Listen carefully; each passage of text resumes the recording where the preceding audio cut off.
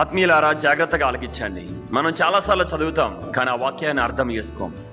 కుమ్మరి చేతిలో జిగురుమను ఎలాగున్నదో అలాగే నా చేతిలో మీరున్నారు. ఇర్మియా 18:6. నిజమే కదా, మనం దేవుని చేతిలో ఉన్నాం. ఆయన మనల్ని చెక్కుతూ ఉన్నారు.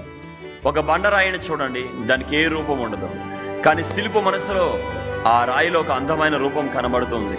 అలాగే నీవు పనికిరాని వాడవనే లోకం అనుకోవచ్చు, అవేం పట్టించుకోవద్దు. దేవుడు నిన్ను ఒక అద్భుతమైన శిల్పముగా చూస్తూ ఉన్నాడు.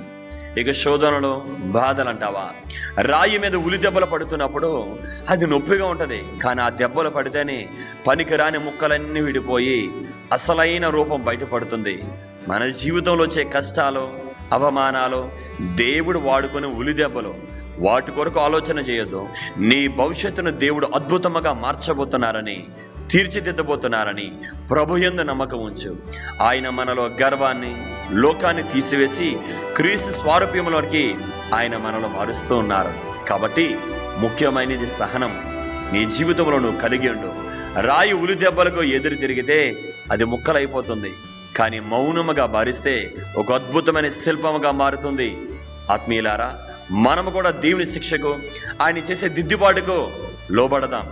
ఈ లోకానికి మాదిరికరముగా, దేవుని పిల్లలముగా, ఆయన వెలుగుగా ఆయన మనల్ని నిలవబెడతారు. ఆమేన్. God bless you.